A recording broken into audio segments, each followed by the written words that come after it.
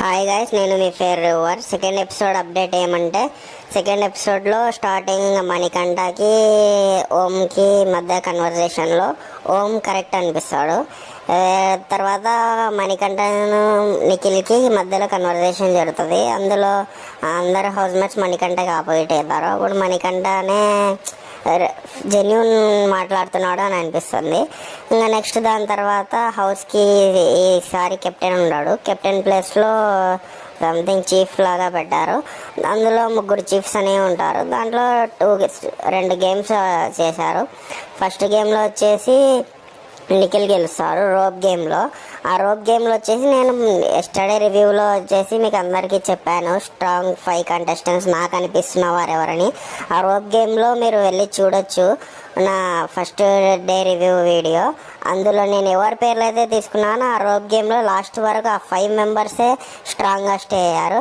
ఇంకా next first వచ్చేసి Nikhil chief అవుతారు. నెక్స్ట్ గేమ్లో వచ్చేసి నైనికా చీఫ్ అవుతుంది. ఇద్దరు పేర్లు కూడా స్ట్రాంగ్ అని నేను ఫస్ట్ ఎపిసోడ్లోనే చెప్పేశాను. ప్రూవ్ అయింది ఇక్కడ. సో ఇప్పుడు లాస్ట్ వచ్చేసి మూడో చీఫ్ని అందరు కలిసి చూస్ చేసుకోవాలి. ఇద్దరు ఫస్ట్ గెలిచిన ఇద్దరు చీఫ్ నిఖిల్ అండ్ నైనికా కలిసి చూస్ చేసుకోవాలి. అందులో వాళ్ళు వచ్చేసి సంథింగ్ యష్మి ఆమె పేరు, ఆమెను చూస్ చేసుకున్నారు.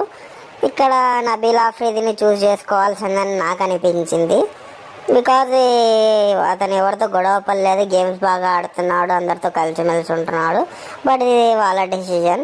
నాకు ఈ లాస్ట్లో ఈ కన్వర్జేషన్లో నిఖిల్ కొద్దిగా నెగిటివ్ అనిపించాడు.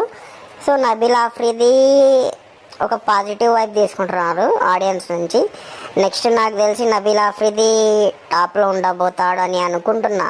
ఎందుకంటే అతను గేమ్స్ బాగా ఆడుతున్నాడు, మరి అందరితో బాగా మాట్లాడుతున్నారు, అన్నెసెసరీ గొడవ పడతలేడు. బట్ చూద్దాం నెక్స్ట్ ఏమవుతుందో. కానీ గైస్ రివ్యూ లైక్ చేయండి, షేర్ చేయండి, సబ్స్క్రైబ్ చేయండి. Thank you.